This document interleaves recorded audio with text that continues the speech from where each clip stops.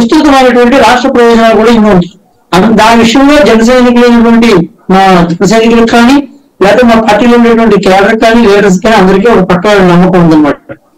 తర్వాత పార్టీలో కొంతమంది వాళ్ళు వచ్చిన వాళ్ళు తెలుగుదేశం అంటే సరే మీరు అన్నట్టు పొత్తులో సీట్ల త్యాగం వేరు, పొత్తులో మీ వాళ్ళని త్యాగం చేయడం వేరు. అంటే మీకు ఓకే అయిన సీట్లలో కూడా ఇప్పుడు పోతిరి మహేష్ అంటే ఓకే బీజేపీకి ఇచ్చారు కాబట్టి, కానీ అవనిగడ్డ మండల బుద్ధ ప్రసాద్కి ఇచ్చారు, అది ఆల్రెడీ మీరు ముగ్గురు అక్కడ మీ పార్టీకి ఉన్నారు పోటీ పడుతున్న వాళ్ళు. అట్లాగే పాలకొండ మీ పార్టీకి పోటీ పడుతున్న వాళ్ళకి కాకుండా వేరే వాళ్ళకి ఇస్తున్నారు. మొన్న భీమవరం అంజిబాబుది అంతే అయ్యింది. అంటే ఉన్నటువంటి సీట్లు మీకు వచ్చిన సీట్లలో కూడా మీకు కాకుండా వేరే వాళ్ళకి ఇవ్వడం అన్నటువంటి దాన్ని ఇప్పుడు అందులో సెటరేట్ చేసుకోలేరా? విషయం ఏంటంటే అంటే మనకి కనిపించేటువంటి ఈక్వేషన్స్ వేరేగా ఉండొచ్చు. మీరు గ్రౌండ్ లోకి వెళ్ళేసరికి అక్కడ అవనిగడ్డ కానీ లేకపోతే మీరు అన్న భీమవరం కానీ కొన్ని చోట్ల మీరు అక్కడ ఇంటర్నల్ కాన్ఫ్లిక్ట్స్ అనేటువంటి ఉన్నాయి.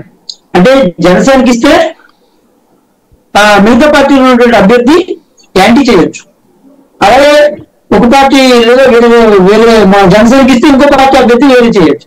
కాబట్టి జనసేన పార్టీ తరఫున అక్కడ ఎవరైతే యాక్సెప్టెన్సీ ఉందో ఆ యాక్సెప్టెన్సీ ఉండేటువంటి పర్సన్ కి అంటే గెలుపు గుర్రం అనేటువంటి దాని ఆధారంగా, ఎందుకంటే రేపు గవర్నమెంట్ ఫామ్ చేయాలంటే ఖచ్చితంగా అందరం గెలవాలి ఫస్ట్ ఆఫ్ ఆల్.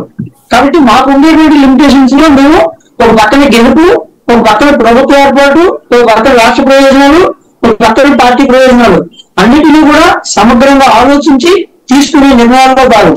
అంతేగాని లేదు మీరు అంటున్నారు పొత్తులో మనం మా తరపున అభ్యర్థి అందరికీ ఆమోదయోగ్యుడు కావాలి కాబట్టి ఒకవేళ అవసరమైతే అవతల పార్టీ వాళ్ళని కూడా తీసుకుని పెట్టుకుంటాం, వెరీ గుడ్. మరి అప్పుడు అవతల ఉన్నటువంటి పార్టీలు కూడా అట్లాగే ఆలోచించి మీ వాళ్ళని అకామిడేట్ చేయాలి కదా. ఇప్పుడు సుజనా చౌదరి ఫర్ ఎగ్జాంపుల్ కొత్తగా వచ్చారు, అసలు ఆ నియోజకవర్గంలో ఎప్పుడు కమ్మ సామాజిక వర్గానికి ఇచ్చింది లేదు, లేకపోతే అసలు భారతీయ జనతా పార్టీ ఎప్పుడు గెలిచింది లేదు. ఇప్పుడు మరి అక్కడ పోతిన మహేష్ బీజేపీ తీసుకుని ఇవ్వచ్చు కదా, అట్లయితే వాళ్ళు ఇవ్వలేదు కదా అట్లాగా. విషయం ఏంటంటే any social factor does not exist 100%. సంఘంలో ఏ ఒక్కటి కూడా 100% ఇలాగే అలా కాదు సార్, పొత్తు అనేటువంటి దాంట్లో త్యాగాలు అనేటువంటిది చేస్తాం, గుడ్. మన వాళ్ళని కూడా త్యాగం చేయడం కాదు కదా పొత్తు అంటే.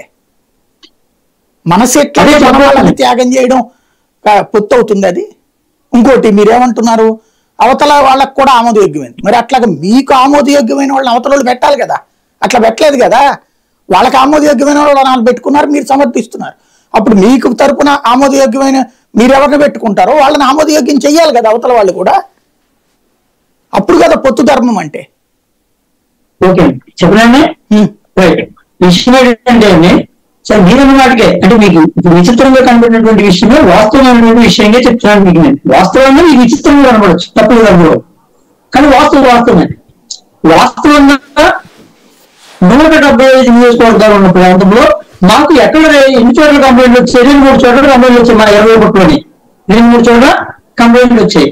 అలా కంప్లైంట్లు వచ్చిన దగ్గర ఏదైతే ఒక ఆమోదయోగ్యమైన మార్గం ఉందో ఆ మార్గంలో మేము వెళ్ళడం జరుగుతుంది. ఒకటి